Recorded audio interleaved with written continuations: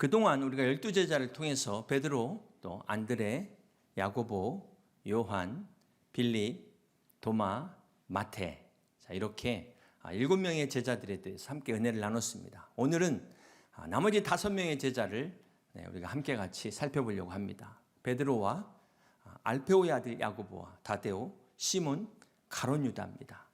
자, 예수님의 제자 중에 보면은 성경에 기록이 없는 제자들이 있습니다. 바로 오늘 다룰 바돌로메, 알페오의 아들 야고보, 작은 야고보라고 하죠. 또 시몬.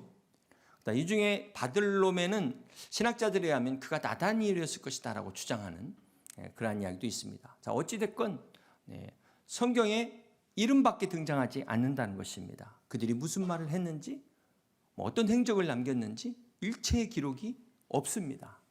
제가 얘기를 해드리고 싶어도 할 얘기가 없어요. 또 예수님의 제자 중에 시몬이 둘이 있었는데요.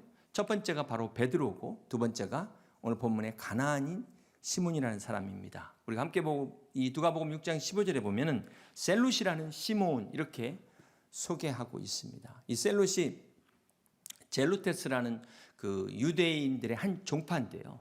예수님 당시에 대표적으로 이 바리새파가 있었고 사두개파, 또 에세네파와 이 셀로파라는 이렇게 이런 그 종파들이 있었습니다. 근데 이 셀로파가 우리말로 하면 열심당원이라고 말할 수 있는데요. 그 로마의 저항에서 이스라엘 독립을 위해 싸운 어떤 그런 결사단체를 열심당원들이라고 말합니다. 그렇기 때문에 이들은 같은 유대인일지라도 로마 정부편에서 매국노적인 행위를 했다 하면 가차없이 처단하는 그런 민족주의자들입니다. 자, 이렇게 예수님의 제자 중에 셀로파인 민족주의자, 열심당원이 있었는가 하면 로마의 앞잡이 누구죠? 세리였던 마태가 함께하고 있었다는 것입니다. 이것이 무엇을 말할까요? 도저히 그 두 사람이 함께할 수 없는 원수의 관계가 예수님의 제자로서 함께하고 있다. 이것이 오늘 우리에게 주는 교훈이 뭘까요? 교회는 생각이 다르고 심지어 이데올로기가 다를지라도 함께할 수 있다는 것입니다. 오늘 바돌메와 이 알페오의 아들 작은 야고보와 시몬, 제자로서의 기록이 없다는 것입니다. 그런데 딱 한마디 한 사람이 있어요. 바로 다데오죠. 마태복음과 마가복음에는 다데오라고 소개하는데요. 이게 아람어로 다다이오스, 가슴, 심장이라는 별명입니다. 원래 이름은 누가복음과 사도행전에 보면 야고보의 아들 유다라고 기록을 하고 있습니다. 요한복음에서는 이 유다를 가롯신이 아닌 유다, 그래서 주님을 배반한 가룟 유다와는 구별을 하고 있습니다. 우리 요한복음 14장 22절을 같이 한번 보십니다. 가롯신 아닌 유다가 이르되 주여 어찌하여 자기를 우리에게는 나타내시고 세상에는 아니하려 하시나이까. 이 질문 한마디 한 것 외에 기록이 없어요. 3년 동안 주님을 따라다니면서 이 질문 하나 한 것이 답니다. 이게 전부예요. 성경에 보면은 가끔 이름 없는 제자들도 나옵니다. 참 많은 귀한 일을 하고도 자신의 이름을 드러내지 않는 그러한 사람들이 있습니다. 자, 그런가 하면 오늘처럼 이름은 있는데 기록이 없다. 이것은 무엇을 말할까요? 출석부에 이름만 있어요. 기록할 내용이 없다는 것이죠. 예수님을 3년 동안 따라다니면서 과연 한 게 없을까? 여러분 한번 생각해 보시기 바랍니다. 아마 제자들이 왜 말을 안 했겠어요? 얼마나 많은 농담도 잘하고 밥 먹으면서 때로는 어떤 조크도 하고 사교성이 뛰어난 사람도 있었을 텐데 정작 기억에 남을 만한 말은 한 적이 없다는 거예요. 기록에 남겨놓을 만한 그런 열매가 없다는 것입니다. 이것이 오늘 우리에게 주는 교훈이 뭘까요? 이것은 교회를 10년을 다녔는데 그냥 교회 출석했다 이거로 끝나는 거예요. 뭘 이렇게 자랑스럽게 다른 사람에게 남길 만한 게 없다는 겁니다. 교회로 말하면은 이름 없는 교회, 이게 이름 없이 빛도 없이의 이름이 아니라 이름값을 못하는 교회를 말하는 것입니다. 우리 목회자들도 마찬가지겠죠. 성도들도 마찬가지입니다. 자, 그런데 이렇게 이름밖에 없는 제자들, 한마디로 말하면 이름값도 못한 제자들이 어떻게 변화됩니까? 성령 받고 변화되니까 순교자가 됩니다. 물론 성경에는 기록되지 않았지만 훗날 교회사 역사에 기록하고 있습니다. 비록 성경에는 기록을 남기지 않았지만 하늘에는 기록을 남긴 줄 믿으시길 바랍니다. 자, 그에 비해 가룟 유다, 가룟 유다에 대한 기록은 많이 나와 있어요. 여러분, 예수님의 12제자 중에 가장 많은 기록은 베드로입니다. 첫 번째가 베드로고 두 번째가 가룟 유다입니다. 자, 가룟 유다가 이렇게 많은 기록을 남기고 있다는 것은 무엇을 의미할까요? 지금까지는 우리가 이런 제자가 돼야 된다 이렇게 말씀을 봤다면 이 가룟 유다를 통해서 이런 제자는 되지 말아야 된다라는 반면교사의 교훈을 오늘 우리에게 주고 있다는 것입니다. 이 가롯이 헬라어로 이스카리옷에서 가리옷이 왔는데요. 유다가 태어난 고향의 이름입니다. 유다 때문에 그 고향의 이름까지도 자기 고향까지도 부끄러운 이름이 되어버렸어요. 원래 이 유다라는 이름이 창세기 29장에 보면 야곱이 레아를 통해서 낳은 네 번째 아들 유다입니다. 그리고 그 뜻은 여호와를 찬송할지니라. 찬송이라는 너무나 좋은 뜻이에요. 벤허가 유다의 자손입니다. 그래서 우리 예수님께서 유다 지파의 후손으로 오실 만큼 그 영광스러운 이름이 수치스러운 이름이 되었어요. 누구 때문에? 가룟 유다 때문에 그렇습니다. 그동안 우리가 제자들의 이름을 살펴보면서 베드로는 피터, 또 안드레는 안드레아, 야고보는 제임스, 요한은 잔, 빌립은 필립, 제가 한번 여러분에게 하나씩, 도마는 토마스, 복습하는 마태는 매튜. 많은 사람들이 이 제자들의 이름을 사랑하고 자기 자녀의 이름을 그렇게 불러서 그렇게 부르기를 좋아했는데 혹시 유다라는 이름 들어보셨어요? 가룟 유다 이후에 자, 이것이 주는 교훈이 무엇일까요? 오늘 우리 그리스도인이라는 것은 내가 어떻게 사느냐에 따라서 우리의 이름이 영광스러운 이름이 될 수도 있고 수치스러운 이름이 될 수 있다라는 것입니다. 자, 그렇다면 유다, 찬송의 영광스러운 이름이 저주가 된 이유가 무엇일까요? 사실 유다는 베드로처럼 막 그렇게 허풍 센 사람이 아니었어요. 야고보나 요한처럼 야망이 있는 사람도 아니었습니다. 도마나 빌립처럼 엉뚱한 질문하는 사람도 아니었습니다. 유다가 회개를 맡았다는 것은 그나마 제일 똑똑한 사람이었어요. 그런데 예수님을 배신한 겁니다.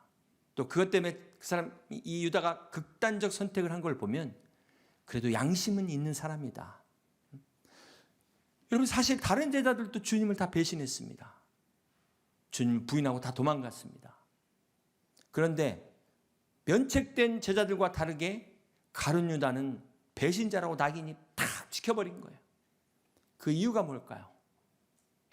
이 가룟 유다는 무지한 스승을 배신한 후에 자기 스스로 목숨을 끊기까지 이 양심의 법정 앞에서 얼마나 많은 고통을 받았을까요? 깊은 번민에 빠졌을 것입니다.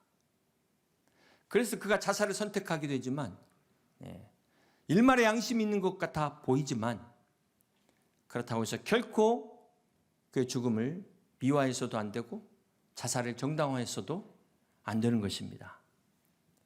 그렇다면 이 유다는 어떻게 주님을 배신했습니까? 우리 요한복음 13장 2절의 말씀을 같이 봅니다. 마귀가 벌써 시몬의 아들 가룟 유다의 마음에 예수를 팔려는 생각을 넣었더라. 가룟 유다의 배신은 생각에서 시작됐는데 그 생각이 마귀의 생각을 떨쳐버리지 못해서 예수님을 배신하게 됐다. 성경은 기록하고 있습니다. 여기에 죄책감이라는 또 이 마귀의 생각을 떨쳐버리지 못한 것이 결국은 스스로 자살의 길을 선택하게 했다는 것입니다.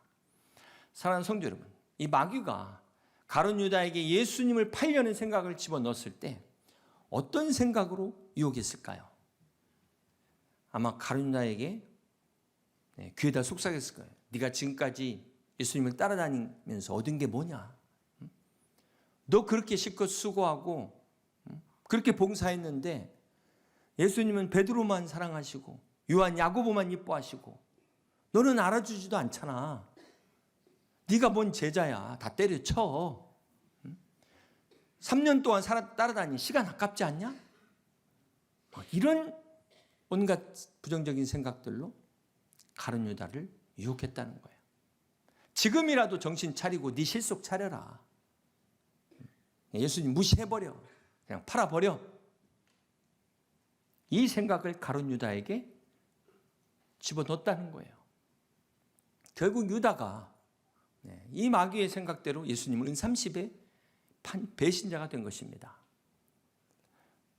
여러분 한번 생각해 보세요. 오늘 이 마귀의 생각이 가룟 유다에게만 있는 생각입니까? 어느 누구에게도 찾아올 수 있는 이것이 바로 마귀의 유혹입니다. 언제든지 우리에게도 사단 마귀가 이렇게 유혹할 수 있다는 거예요.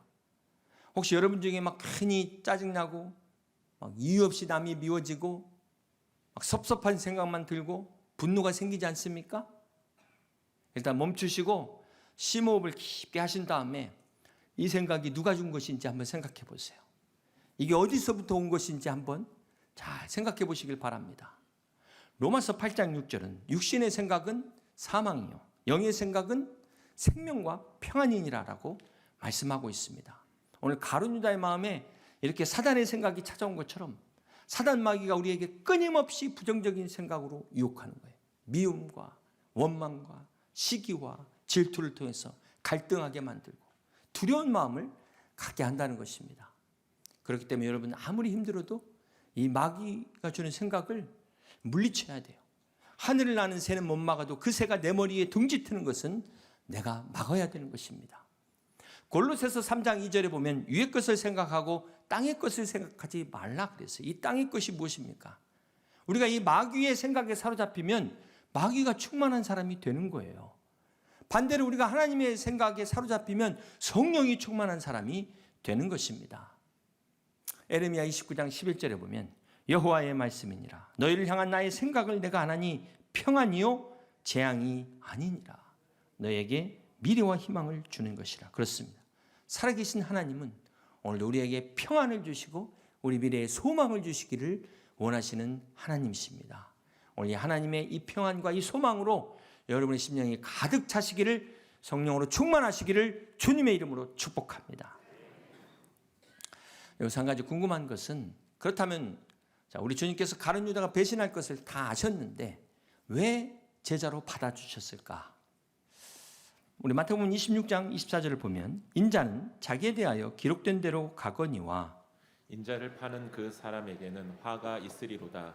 그 사람은 차라리 태어나지 아니하였더라면 제게 좋을 뻔하였느니라. 주님은 가룟 유다가 배신할 것을 이미 다 아셨죠. 그런데 왜 받아주셨을까요? 가룟 유다에게도 기회를 주신 겁니다. 우리 주님은 가룟 유다의 죄도 용서하셨어요. 그런데 이 유다가 회개하지 않은 겁니다. 우리 요한복음 13장 26절과 27절을 함께 봅니다. 예수께서 대답하시되 내가 떡 한 조각을 적셔다 주는 자가 그니라 하시고 곧 한 조각을 적셔서 가롯 시몬의 아들 유다에게 주시니 조각을 받은 후 곧 사단이 그 속에 들어간지라. 이 예수께서 유다에게 이르시되 내가 하는 일을 속히 하라 하시니 주님께서 이 떡을 받는 자가 나를 팔 것이다 하고 유다에게 주셨어요. 이거는 뭡니까? 가르쳐 준 거잖아요. 마태복음 26장 25절 봅니다. 예수를 파는 유다가 대답하여 이르되 랍비여 나는 아니지요. 대답하시되 내가 말하였도다. 이렇게 두 번이나 콕 집어서 유다 네가 배반할 것이다 말씀을 하셨어요. 가룟 유다에게 회개할 기회를 두 번이나 정확하게 주신 것입니다. 어찌 두 번뿐이겠습니까? 그의 마음 가운데 수많은 번민을 통해서 하나님께서 회개할 기회를 주셨는데도 불구하고 끝까지 회개하지 않았다는 거예요. 유다의 진짜 죄는 무엇입니까? 진정 회개를 통해 거듭나기를 포기한 것입니다. 그가 하나님의 용서를 구하지 않고 자기 스스로를 자기가 단죄하고 정죄한 이게 더 큰 죄악이었어요. 사랑하는 성도 여러분, 오늘 이 가룟 유다의 죄는 바로 우리의 죄를 말합니다. 우리 안에 죄를 말해요. 예수님의 제자 중에 가룟 유다가 있다는 것은 바로 내 안에 가룟 유다의 DNA가 흐르고 있다. 죄의 속성이 있다는 것을 성경이 우리에게 말씀하고 있다는 것입니다. 그렇기 때문에 너희 중에 나를 팔리라. 그랬을 때 나는 아니죠. 이게 죄라는 거예요.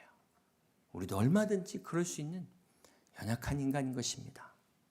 유다의 죄는 나하고 전혀 상관없어.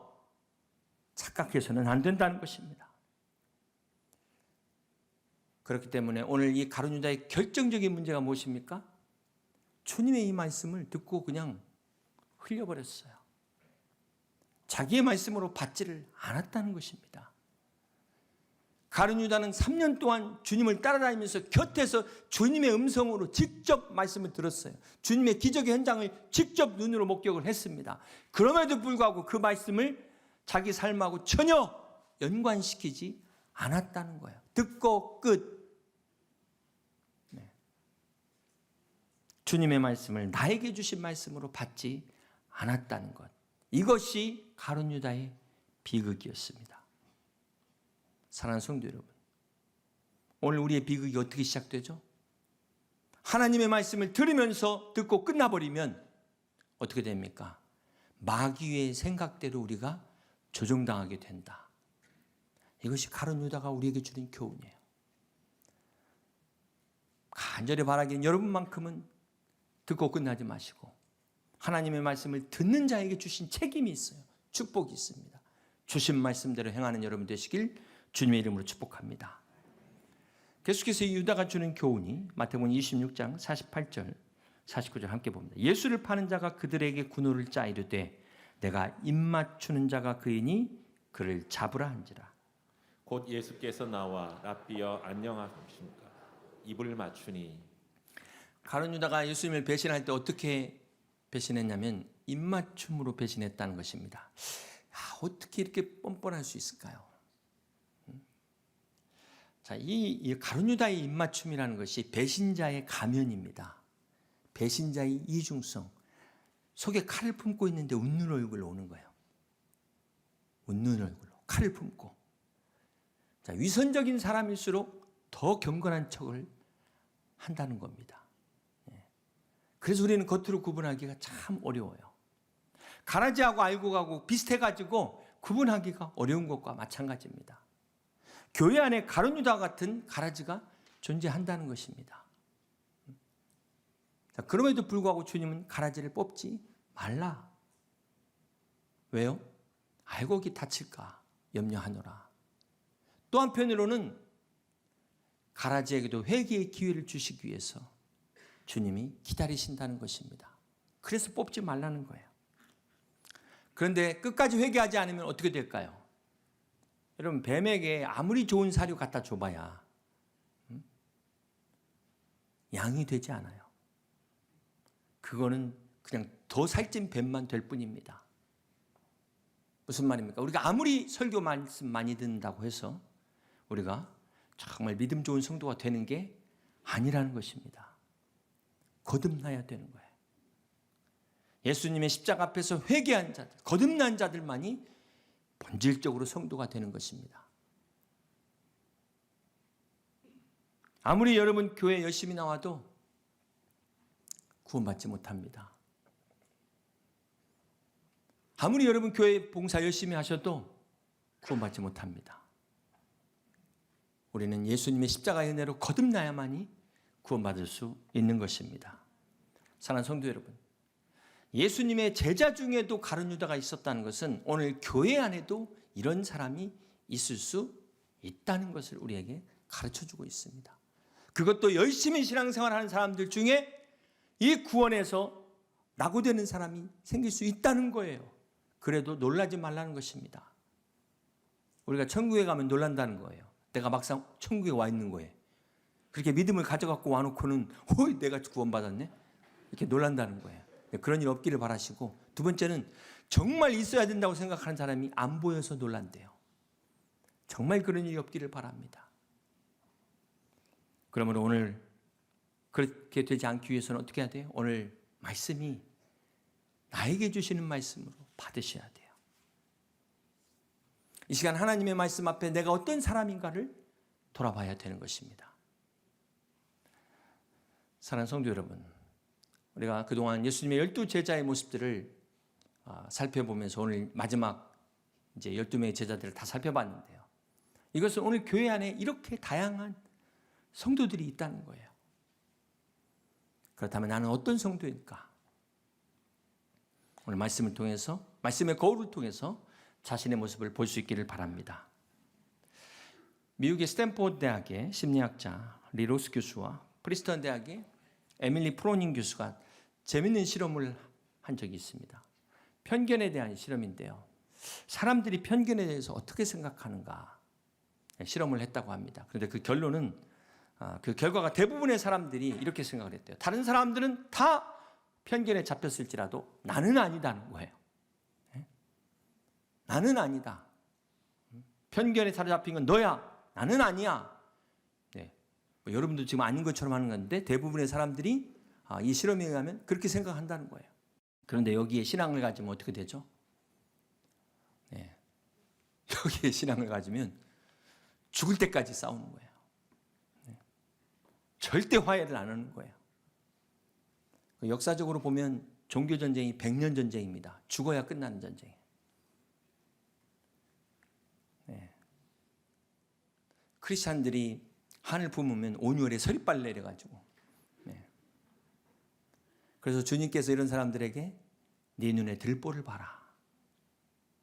남의 티끌을 보기 전에 네 눈에 들보를 먼저 봐라. 말씀하신 것입니다. 이제 말씀을 정리합니다. 사랑하는 성도 여러분. 오늘 성경이 가룟 유다를 통해서 우리에게 주시는 교훈이 무엇입니까? 오늘 가룟 유다는 자기 생각으로 주님을 따랐어요. 자기 생각으로 믿었어요. 그러다 사단의 유혹에 넘어간 것입니다. 신학자들에 의하면 이 은 30이 적은 돈인데 가룟 유다가 이 돈 때문에 예수님을 배신했을까? 자, 그러면서 여러 가지 이유를 이야기하는데 그 중에 하나가 유다는 주님의 능력을 알아요. 그래서 주님을 이 궁지로 몰면 주님이 만약에 잡혀가신다면 주님의 능력으로 저 로마 군대를 물리치실 것이다. 그리고 저 제사장 바리새인들 다 끌어내릴 것이다. 그리고 주님의 왕국을 세우게 될 것이다. 그때 나도 한몫 차지하자.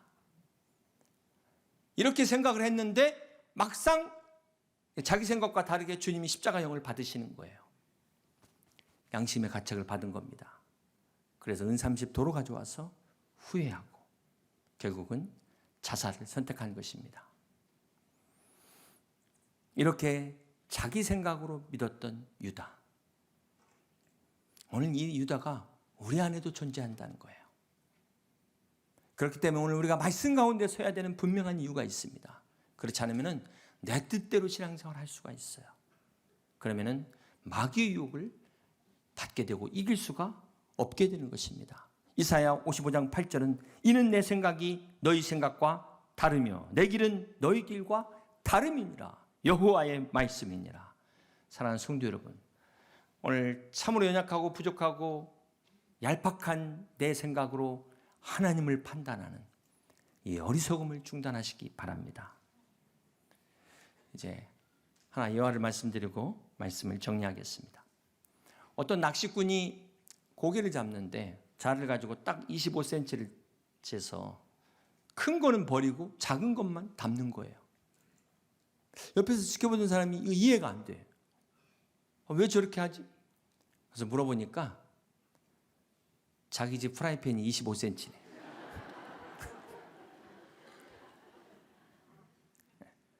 이렇게 내 생각으로 하나님을 제한하는 거예요. 하나님을 판단하고. 그러니 하나님의 역사가 어떻게 일어날 수 있겠습니까? 사랑하는 성도 여러분, 더 늦기 전에 아직 기회가 있을 때 우리가 믿음으로 주님 앞에 나가시길 바랍니다.